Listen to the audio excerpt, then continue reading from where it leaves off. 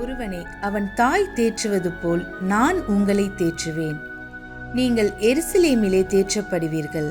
ஏசாயா 66:13.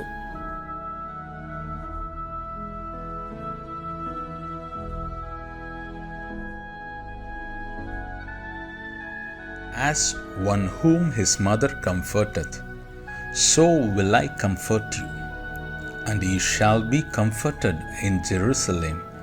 Isaiah 63. Isaiah 66:13. கிறிஸ்துவுக்குள் பிரியமானவர்களே, ஆண்டவரும் இரட்சகருமாகிய இயேசு கிறிஸ்துவின் நாமத்தினாலே God Goes East Ministries சார்பாக அன்பின் வாழ்த்துதலை தெரிவித்துக் கொள்கிறேன். இந்த 8வது மாதம் தேவனாகிய கர்த்தர் புதிய துவக்கங்களை நம்முடைய வாழ்க்கையில் செய்ய உண்மையுள்ளவராயிருக்கிறார். 8 என்பது வேதத்தின் அடிப்படையில் நியூ பிகினிங், புதிய துவக்கம் என்று சொல்லப்பட்டிருக்கிறது. நிச்சயமாகவே இந்த மாதம் நம் வாழ்க்கையிலே, நமது குடும்பங்களிலே, ஆவிக்குரிய நிலைகளிலே புதிய துவக்கங்களை தரும் என்பதில் எந்த சந்தேகமும் இல்லை. ஒரு ஊழியக்காரனாய் நான் அதை உறுதிப்படுத்தி உங்களை வாழ்த்தி ஆசீர்வதிக்கிறேன். உங்கள் குடும்பங்களிலே, ஊழியங்களிலே, தனிப்பட்ட வாழ்க்கையிலே புதிய துவக்கங்களை கர்த்தர் நிச்சயம் தருவார். தேவனுடைய வாக்குத்தத்தங்கள் ஒருபோதும் மாறாதவைகள். கர்த்தர் நம்மை உயர்த்துகிறவர், நம்மை வாலாக்காமல் தலையாக்குகிறவர், கீழாக்காமல் மேலாக்குகிறவர். கர்த்தருடைய வார்த்தையை கேளுங்கள், நம்புங்கள், விசுவாசியுங்கள். இந்த மாதம் முழுவதும் தேவனாகிய கர்த்தர் நம்மை நடத்த உண்மையுள்ளவராயிருக்கிறார். அவரையே பற்றி கொள்வோம், அவருடைய வார்த்தையின்படி நடப்போம். கர்த்தர் தாமே பெரிய காரியங்களை செய்வாராக. ஆமென்.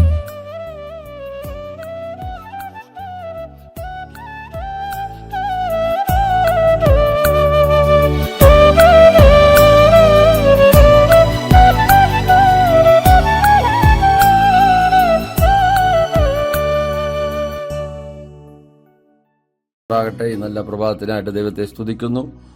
ഗോഡ് ഗോസ് ഈസ്റ്റ് മിനിസ്ട്രിയുടെ ആഭിമുഖ്യത്തിൽ ഇത് പ്രഭാതത്തിൽ നിങ്ങളോട് ദൈവവചനം അറിയിക്കുന്നതിൽ അതിയായ സന്തോഷമുണ്ട്. ഡയറക്റ്റായിരിക്കുന്ന തോമസ് സാർ അവറുകൾക്കും പാർട്ട്ണറായിരിക്കുന്ന എല്ലാ കർത്തദാസന്മാർക്കും പ്രാർത്ഥനാ പടയാളികൾക്കും ലോകമെമ്പാട് ഞങ്ങളെ ശ്രവിക്കുന്ന ഏവർക്കും കർത്താവായ യേശുക്രിസ്തുവിന്റെ നാമത്തിൽ 2023 പ്രഭാത വന്ദനങ്ങളെ അറിയിക്കുന്നു. ഈ ആണ്ടിന്റെ ആരംഭം മുതൽ അവസാനം വരെ ദൈവത്തിന്റെ ദൃഷ്ടി പരിപാലനം ഓരോരുത്തരോടും ഇരിക്കുമാറാകട്ടെ എന്ന് ആശംസിക്കുകയും പ്രാർത്ഥിക്കുകയും ചെയ്യുന്നു. കഴിഞ്ഞ മാസം നമ്മൾ ചിന്തിച്ചതായ അതേ വചനത്തിൽ തന്നെ വെളിപ്പാട് പുസ്തകം 2-ാം അധ്യായം അതിന്റെ 25-26 വാക്യങ്ങൾ വായിക്കുന്നെങ്കിലും നിങ്ങൾക്കുള്ളത് ഞാൻ വരും വരെ പിടിച്ചുകൊള്ളുവിൻ എന്ന് ഞാൻ കൽപ്പിക്കുന്നു. ജയിക്കുന്നവന് ഞാൻ കൽപ്പിച്ച പ്രവൃത്തികളെ അവസാനത്തോടെ അനുഷ്ഠിക്കുകയും ചെയ്യുന്നവന് എൻ്റെ പിതാവ് എനിക്ക് തന്നതുപോലെ ജാതികളുടെ മേൽ അധികാരം കൊടുക്കും. Praise the Lord. കർത്താവ് നമ്മളെ ഏൽപ്പിച്ചിരിക്കുന്നതായ ഓരോ ആത്മീയവും ഭൗതികമായ വിഷയങ്ങളെ നമ്മൾ ഈ ദൗത്യങ്ങൾ ലോകമെമ്പാടും ചെയ്യുവാൻ ശുശ്രൂഷകരായ നമ്മെ ഓരോരുത്തരെയും കർത്താവ് വിളിക്കപ്പെട്ടിരിക്കുകയാണ്. ആകയാൽ അത് നമ്മൾ അവസാനത്തോളം പിടിച്ചുകൊണ്ടാൽ അത് കർത്താവ് അതിനുള്ള പ്രതിഫലം നമുക്ക് തരും എന്നാണ്. ജാതികളുടെ മേൽ അധികാരം നൽകുമെന്നാണ് ദൈവത്തിന്റെ വചനം വായിക്കുന്നത്. ഇവിടെ വെളിപ്പാട് പുസ്തകത്തിൽ വായിക്കുന്നതായ അതേ പ്രവൃത്തി തന്നെ നമ്മുടെ സങ്കീർത്തനത്തിൽ കാണുന്നു. ജാതികൾ കലഹിക്കുന്നതും വംശങ്ങൾ വ്യർത്ഥമായി നിരൂപിക്കുന്നതും എന്ത്? യഹോവയ്ക്കും അവന്റെ അഭിഷക്തനും വിരോധമായി ഭൂമിയിലെ രാജാക്കന്മാർ എഴുന്നേൽക്കുകയും അധിപതികൾ തമ്മിൽ ആലോചിക്കുകയും ചെയ്യുന്നതെന്ത്? ഈ കാലഘട്ടത്തിൽ മാത്രമല്ല, 1-ാം നൂറ്റാണ്ടിലെ അനുഭവം മുതൽ BC-യിലും ദൈവത്തിൻ്റെതായ അഭിഷക്തന്മാർക്ക്, ദൈവസഭയ്ക്ക് വിരോധമായി അധിപതികൾ അന്നേ കൂടി ആലോചിക്കുന്നു എന്ന് നമുക്കിവിടെ കാണാൻ കഴിയുന്നു. കലഹിക്കുന്നതായി കാണാൻ കഴിയുന്നു. അവരുടെ നടുവിൽ ദൈവം ഏൽപ്പിച്ചിരിക്കുന്ന ദൗത്യം മുറുകെ പിടിച്ചുകൊണ്ട് അവസാനത്തോളം ഞാൻ ചെയ്യുന്നതായ പ്രവൃത്തികളെ ചെയ്ത് പൂർത്തീകരിച്ച് ജയം കൽപ്പിക്കുന്നവർക്ക് ജാതികളുടെ മേൽ ദൈവം അവകാശം അധികാരവും നൽകിയിരിക്കുകയാണ്. ഇരുമ്പ് കോൽ കൊണ്ട് അവരെ മേയ്ക്കുവാനും അവരുടേതായിരിക്കുന്ന ജീവിതത്തെ നമ്മൾ ഹാലലുയ ഭൂമിയിൽ ഇന്ന് ഭരിക്കുന്ന രാജാക്കന്മാർ, മന്ത്രിമാർ, MLA-മാർ, MP-മാരൊക്കെ നമ്മെ വാഴുകയാണെങ്കിൽ ഇവരെ ദൈവസന്നിധിയിൽ രക്ഷിക്കപ്പെടാതെ ജാതികളായി മുൻപോട്ട് പോവുകയാണെങ്കിൽ അവസാനത്തോളം ദൈവം കൽപ്പിച്ച പ്രവൃത്തികൾ നാം ചെയ്ത് പൂർത്തീകരിച്ചാൽ കർത്താവ് ജാതികളുടെ മേൽ നമുക്ക് അവകാശം തരും എന്ന് ദൈവത്തിന്റെ വചനം നമ്മെ ഓർപ്പിക്കുകയാണ്. സ്തോത്രം. 8-ാം വാക്യം സങ്കീർത്തനം 2-ൽ, എന്നോട് ചോദിച്ചു കേൾക്ക, ഞാൻ നിനക്ക് ജാതികൾ അവകാശമായും ഭൂമിയുടെ അറ്റങ്ങളെ കൈവശമായും തരും. നമ്മൾ ചോദിക്കുമ്പോൾ പ്രാർത്ഥനയിൽ ആമേൻ ഓരോ ദൈവദാസന്മാരും ദൈവമക്കളും ചോദിക്കുകയാണ്, കർത്താവേ ജാതികളെ അവിടുന്ന് രക്ഷിക്കണമേ. അനേക കർത്താവെ ദൈവത്തെ അറിയാത്ത ജനതകൾ ലോകമെമ്പാടും ദൈവമേ ചിതറിപ്പാർക്കുന്ന, വിഗ്രഹാരാധനയായിരിക്കുന്ന, ദൈവത്തെ അറിയാതെ ഉപഗ്രഹങ്ങളെ ആരാധിക്കുന്ന, ആമേൻ കണ്ടതിനെയൊക്കെ വണങ്ങുന്നതായ അനേക ജനതകൾ നമുക്ക് കാണുവാൻ കഴിയുന്നു. നമുക്കറിയാം അബ്രഹാം, അതുപോലെ തേരക്, ഇവരെല്ലാം ദൈവത്തെ അറിയാത്തതായ ആ ജാതിക അംശത്തിലായിരുന്നപ്പോൾ അവരെ ദൈവം വിളിക്കുന്നതായി നമുക്ക് കാണാൻ കഴിയുന്നു. ദൈവത്തിന്റെ വിളി തിരിച്ചറിഞ്ഞ അബ്രഹാം അതെല്ലാം വിട്ടുകൊണ്ട് ദൈവസന്നിധിയിൽ ഒരു വിശ്വാസികളുടെ പിതാവെന്ന വണ്ണം അറിയപ്പെടുന്ന രീതിയിൽ ദൈവം അവനെ ഉയർത്തുവാനും മാനിപ്പാനിടയായി തീർന്നു. അബ്രഹാം നമ്മുടെ വിശ്വാസികളുടെ പിതാവെന്നറിയത്തക്ക നിലവാരത്തിൽ ദൈവം അവനെ ഉയർത്തി മാനിച്ചതായി നമുക്ക് ദൈവത്തിന്റെ വചനത്തിൽ കാണുവാൻ കഴിയുന്നു. അതുപോലെ ആ കാലഘട്ടത്തിൽ സങ്കീർത്തനങ്ങളെ നമുക്ക് കാണുവാൻ കഴിയുന്നത് ആ രാജാവ് ആമേൻ തന്റേതായിരിക്കുന്ന ദൈവത്തിൻ്റെതായ ആ വിളിയെ തിരഞ്ഞെടുക്കുവാനിടയായി തീർന്നു. 1-ാമത്തെ രാജാവായ ശൗൽ പട്ടുപോയപ്പോൾ, അനുസരണക്കേട് കാണിച്ചപ്പോൾ, അവൻ കാലഘട്ടത്തിൽ അമർന്നു പോയപ്പോൾ ദൈവം ഒരു മനുഷ്യന്, ഒരു ആട്ടിലെ ചെറുക്കനെ, ഇസ്രായേലിന്റെ മധുര ഗായകനെ താൻ വിളിച്ച് വേർതിരിച്ച് തന്റേതായിരിക്കുന്ന രാജ്യത്ത് 40 വർഷക്കാലം ഭരിക്കുന്നതിന് രാജ്യങ്ങളുടെ മേൽ ആമേൻ ദൈവം അവൻ അധികാരം കൊടുക്കുന്നതായി നമുക്ക് കാണുവാൻ കഴിയുന്നു.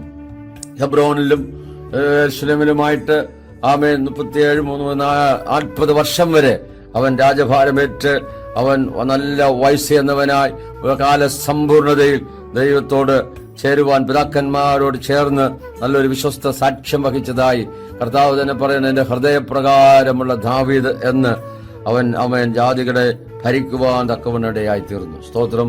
ഇവിടെ 9-ാം വാക്യത്തിൽ പറയുന്ന, ഇരുമ്പ് കോൽ കൊണ്ട് നീ അവരെ തകർക്കും, കുശവന്റെ പാത്രം പോലെ അവരെ ഉടച്ചു കളയും എന്ന് ദൈവത്തിന്റെ വചനത്തിൽ വായിക്കുന്നു. സ്തോത്രം.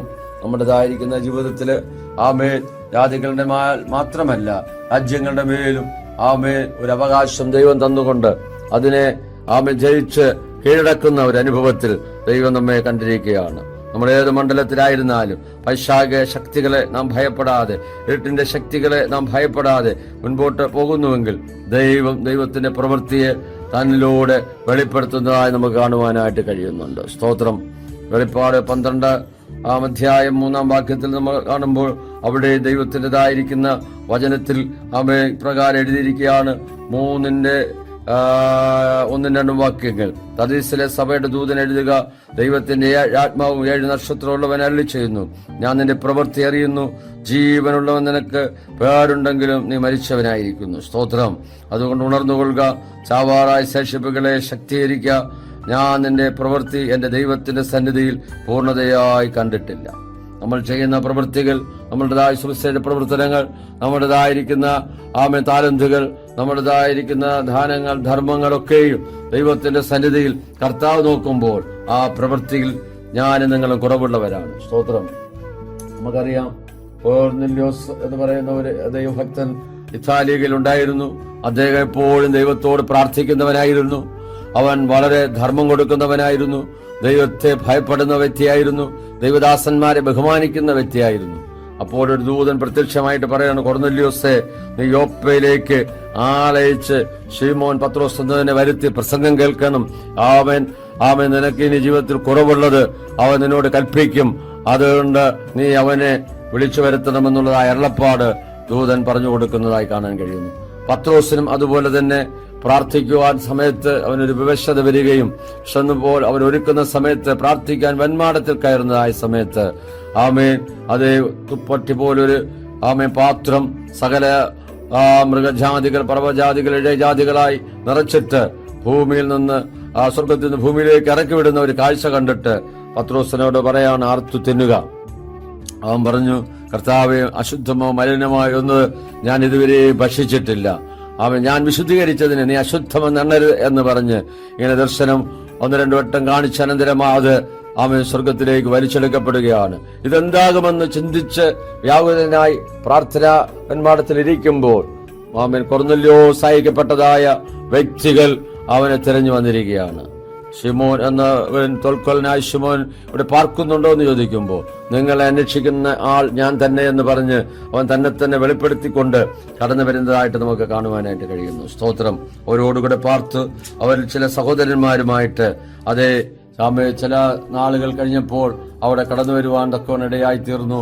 ആ സമയത്ത് ദൈവത്തിന്റെ പ്രവൃത്തിയെ അവർക്ക് കാണുവാനായിട്ട് ഇടയായി തീർന്നതായിട്ട് ദൈവത്തിന്റെ വചനത്തിൽ നമ്മൾ വായിക്കുന്നു. സ്തോത്രം. അപ്പോൾ പ്രാർത്ഥിക്കുന്ന ദൈവത്തിന്റെ ദാസന്മാരുടേതായ പ്രവൃത്തികളെ അറിയുന്നതായ ഒരു നല്ല കർത്താവ് നമുക്കുണ്ട് എന്നാണ് നമുക്ക് കാണുവാൻ കഴിയുന്നത്. നമ്മൾ കർത്താവിന്റെ വയൽ പ്രദേശത്ത് അധ്വാനിക്കുന്നത്, പ്രാർത്ഥിക്കുന്നത്, ട്രാക്ക് മിനിസ്റ്റർ ചെയ്യുന്നത്, അവൻ ഉപവസിക്കുന്നത്, നമ്മുടേതായ രഹസ്യം പരസ്യമായ എല്ലാ കാര്യങ്ങളിലും ദൈവത്തിൻ്റെതായിരിക്കുന്ന അതേ കൃപ ഇന്നോളം കൂടെ ഉണ്ടായിരുന്നു എന്ന് നമുക്ക് കാണാൻ കഴിയുന്നു. അത് നമ്മൾ ചെയ്യുന്ന പ്രവൃത്തികൾ ഇനിയും അധികം വർദ്ധിക്കുവാൻ കർത്താവ് നമ്മളെക്കുറിച്ച് ആഗ്രഹിക്കുന്നുണ്ട്.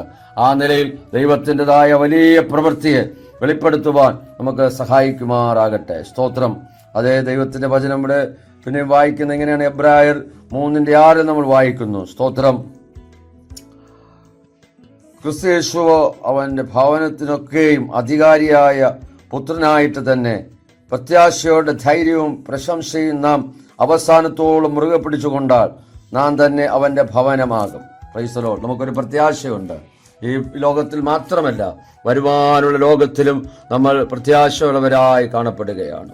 ദൈവത്തിന്റെ ആ സ്വീകാര്യത മുറുകെ പിടിച്ചുകൊണ്ട് ഈ പാപമങ്കൂരമായ ലോകത്തിൽ നാം ആയിരിക്കുമ്പോൾ ആമേ മത്സ്യം വെള്ളത്തിൽ കിടക്കുന്നെങ്കിലും അതിന് ഉപ്പ് ലേശവും ഏശാതവണ്ണം ആമേ അത് ഓരോ ദിവസവും മുൻപോട്ട് പോകുന്നത് പോലെ ലോകമയമായ ജഡമയമായ പാവനമായ ഏതനുഭവങ്ങളും നമ്മുടേതായ ആത്മീയ ജീവിതത്തെ കവർന്നു കൊണ്ടുപോകാതെ വണ്ണം നമ്മൾ ക്രിസ്തുയേശുവിന്റെ ഒരു നല്ല പടയാളിയായി, നല്ല ഭവനക്കാരനായി, നല്ല ആമേ വേലക്കാരനായി കർത്താവിൻ്റെതായിരിക്കുന്ന വേല അവസാനത്തോളം വിശ്വസ്തയോടെ ചെയ്യുന്നുവെങ്കിൽ നല്ലവനും വിശ്വസ്തദാസനുമെന്നുള്ളതായ വിളിക്ക് ഓഹരിക്കാരായി തീരുകയും നമുക്ക് കർത്താവിന്റെ രാജ്യത്തിൽ മഹാപ്രതിഫലങ്ങൾ വിവാഹിക്കപ്പെടുകയും ചെയ്യും. ജാന്തം ജാതികളുടെ മേൽ നമുക്ക് അധികാരം നൽകും. ഇരുമ്പ് കോൽ കൊണ്ട് അവരെ മേയ്ക്കുവാനും ശവന്റെ പാത്രം പോലെ ദൈവികമായ നിലയിൽ ഗൈഡൻസ് ചെയ്യുവാനും കർത്താവ് നമ്മെ കണ്ടിരിക്കുന്നു എന്നുള്ള കാര്യം നമ്മൾ മറന്നു പോകരുത്. അതുകൊണ്ട് ഇന്ന് പകൽക്കാലം ഏതെങ്കിലും വിഷയത്തിൽ ഭാരത്തോടെ ആരെങ്കിലും ആയിരിക്കുന്നുവെങ്കിൽ നിങ്ങളെ കാണുന്ന ഒരു കണ്ണ് പകൽക്കാലം നിങ്ങളെ കൊണ്ടിരിക്കുകയാണ്. നിങ്ങളുടെ ആകുലതകൾ മാറുവാൻ, നിങ്ങൾ ഭാരപ്പെടുന്ന വിഷയത്തിന്മേൽ രോഗിയായിട്ടോ ആ സാമ്പത്തിക ഞെരുക്കമായിട്ടോ കൊറോണ വൈറസിന്റെ ആയ ഏതെങ്കിലും പിടിയിലോ പരിക്ഷോഭത്താലോ ഏതെങ്കിലും കുട്ടികൾ പൈശാച മണ്ഡലത്താൽ നിങ്ങൾ ഭാരപ്പെടുന്നെങ്കിൽ അതിനെല്ലാം ജയിച്ച ജയവരനായ ക്രിസ്തു നമുക്കിതിനെല്ലാം ജയിപ്പാനായിട്ട് കൃപ നൽകുമാറാകട്ടെ. Praise the Lord. നമുക്ക് ഒരു നിമിഷം ദൈവത്തോട് പ്രാർത്ഥിക്കാം. പകൽക്കാലം നമുക്ക് സമർപ്പിക്കാം. കേട്ട വചനത്തിന്റെ മുമ്പിൽ നമ്മളെ തന്നെ സമർപ്പിക്കുമ്പോൾ ദൈവത്തിന്റെ വലിയ പ്രവൃത്തിയെ സ്വർഗത്തിലെ ദൈവം നമ്മോട് ചെയ്യുവാനിടയായിത്തീരും. സ്വർഗത്തിലും ഭൂമിക്കുന്നാഥനായ ഞങ്ങളുടെ ദൈവമേ, സ്വർഗസ്ഥ പിതാവേ, ഗോൾഡ് മിനിസ്ട്രിയുടെ ആഭിമുഖ്യത്തിൽ കർത്താവേ, ഇന്ന് പകൽക്കാലം നമുക്ക് ഹല്ലേലൂയ ദൈവവചനങ്ങളെ ലഭിപ്പാൻ തക്കവണ്ണം സ്വർഗത്തിലെ ദൈവം ഇടയാക്കിയ വലിയ കൃപകൾക്കായി, വലിയ മാറ്റത്തിനായി ഞങ്ങൾ ദൈവത്തെ സ്തുതിക്കുകയാണ്. കർത്താവേ, അവിടുന്ന് കർത്താവേ ഇതിനായിരിക്കുന്ന ദൈവം അനുഗ്രഹിക്കണം. കുടുംബമായി ശക്തമായി 2023 കർത്താവെ ഭയപ്പെടുത്തുമാറാകണമെന്ന് പ്രാർത്ഥിക്കുന്നു. കഴിഞ്ഞ നാളുകളേക്കാൾ ശക്തമായി ലോക എമ്പാടും ദൈവത്തിന്റെ വേല ശക്തമായി ചെയ്യത്തക്ക നിലവാരത്തിൽ അദ്ദേഹത്തെ കർത്താവ് അഭിഷേകം ചെയ്തു. തന്റെ ഹൃദയത്തിന്റെ ആഗ്രഹങ്ങളെ ദൈവം അവിടെ നൽകുമാർത്തികളെ വിശാലമാക്കണമേ, പ്രവർത്തനങ്ങളെ വിശാലമാക്കണമേ. കർത്താവെ, രാത്രി പ്രാർത്ഥനകൾ, ഉപവാസ പ്രാർത്ഥനകൾ, അവിടുന്ന് ചെയ്യാനിരിക്കുന്നതായ വലിയ കർത്താവെ മിശ്രികളെല്ലാം ദൈവം അവിടുന്ന് ശാരദയെ കൊണ്ടുവരുന്ന കൃപയ്ക്കായി സ്തോത്രം ചെയ്യുന്നു. ഇതിനകത്ത് പ്രവർത്തിക്കുന്ന ഓരോ അഭിഷക്തന്മാർക്കായി പ്രാർത്ഥിക്കുന്നു. അവരുടെ പ്രവർത്തനങ്ങളെ അനുഗ്രഹിക്കണമേ, സഭാ ശുശ്രൂഷകളെ അനുഗ്രഹിക്കണമേ. കർത്താവെ, തന്നോട് ആത്മാർത്ഥമായി നിന്നുകൊണ്ട് ദൈവത്തിൻ്റെതായ ശക്തമായ ദൂത് എമ്പാടും കൈമാറുവാൻ സ്വർഗ്ഗം അവിടെ ഇടവരുത്തണമെന്ന് ഞങ്ങൾ ദൈവത്തോട് പ്രാർത്ഥിക്കുന്നു. കേൾക്കാരാജനത്തിനു വേണ്ടി പ്രാർത്ഥിക്കുന്നു. അവർ ഭാരത്തോടെ വേദനയുടെ ആയിരിക്കുന്ന വിഷയത്തിൽ സ്വർഗത്തിലെ ദൈവം ഇന്ന് പകൽക്കാലം ഒരു വിടുതൽ കൽപ്പിക്കുമാറാകണമേ. വൈറസിന്റേതായ ഭാഗങ്ങൾ കർത്താവെ വീണ്ടും ദൈവമേ ലോകമെമ്പാടും ആലതല്ലുമ്പോൾ കർത്താവെ അതിനെല്ലാം ജയിപ്പാൻ തക്കവണ്ണമുള്ള ഒരു കൃപ ദൈവം നൽകണമേ. സാത്താന്യ പോരുകളെ ജയിക്കുവാൻ, പൈശാച മണ്ഡലങ്ങളെ ജയിക്കുവാൻ, ജഡത്തിന്റെ പ്രവൃത്തികളെ ജയിപ്പാൻ തക്കവണ്ണം ജാതികളുടെ മേൽ അധികാരം നൽകുന്നത് കൊണ്ട് ഞങ്ങൾ അങ്ങ് വാഴ്ത്തുകയാണ്. കർത്താവെ, തൽക്കാലം കർത്താവെ, പാതനോട് ആശുപത്രി കിടക്കയിലായിരിക്കുന്ന, രോഗക്കിടക്കയിലായിരിക്കുന്ന, അഭാവജനത്തിന് വഴിയില്ലാതെ ഭാരപ്പെടുന്ന എൻ്റെ മക്കൾക്കായി പ്രാർത്ഥിക്കുന്നു. വിദ്യാഭ്യാസ മേഖലയിൽ ഭാരപ്പെടുന്ന തകർന്നതായ വ്യക്തികൾക്കായി പ്രാർത്ഥിക്കുന്നു. മദ്യത്തിന്, മയക്കമരുന്നിന് അടിമകൾക്കായി പ്രാർത്ഥിക്കുന്നു. തകർന്ന കുടുംബങ്ങൾക്കായി പ്രാർത്ഥിക്കുന്നു. പിതാപുത്ര പരിശുദ്ധാത്മാവിന്റെ നാമത്തിൽ വിടുതൽ കൽപ്പിച്ച് അനുഗ്രഹിച്ച് പ്രാർത്ഥിക്കുമ്പോൾ കൃപയുടെ കേട്ടുത്തരങ്ങൾ സ്വർഗീയ നല്ല പിതാവേ, ആമേ ആമേ. ദൈവവചനങ്ങൾ അനുഗ്രഹിക്കുമാറാകട്ടെ. God bless you.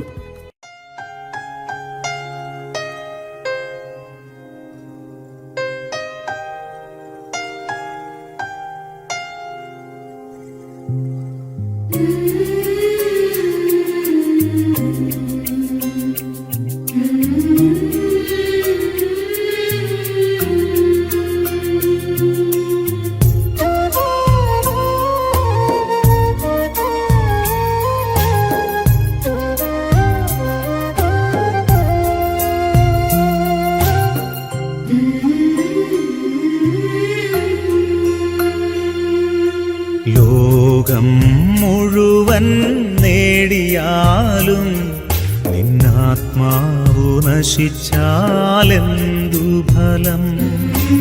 ലോകം മുഴുവൻ നേടിയാലും നിന്നാത്മാവു നശിച്ചാലെന്തു ഫലം? ആത്മാവിൻ വിലയാ എന്തു നൽകും നീ? പകരം വയ്ക്കാനെന്തുണ്ടീ ഭൂമിയിൽ?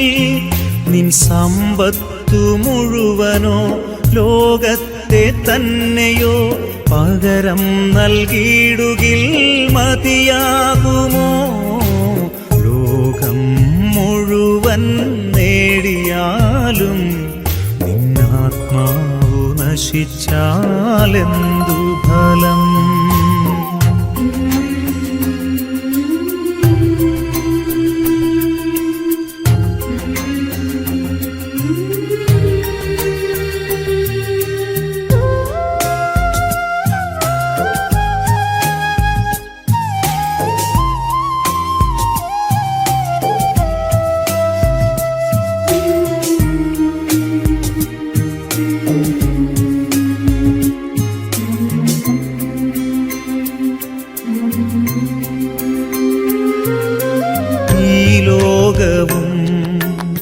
അതിലുള്ളതൊക്കെയും നശ്വരമാണെന്നറിഞ്ഞിടുവിൻ.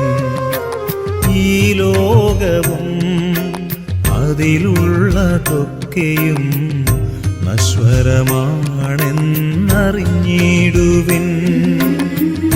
അല്പസുഖങ്ങൾ നൽകിയിടും ലോകം നാശത്തിൻ പാതകൾ തുറന്നു തരും. അനശ്വര സൗഭാഗ്യം നേടിയിടുവാൻ ദൈവത്തിനാത്മാവിൽ ജീവിക്കുവിൻ. അനശ്വര സൗഭാഗ്യം നേടിയിടുവാൻ ദൈവത്തിനാത്മാവിൽ ജീവിക്കുവിൻ. ലോകം മുഴുവൻ നേടിയാലും നിന്നാത്മാവു നശിച്ചാലെന്തു ഫലം?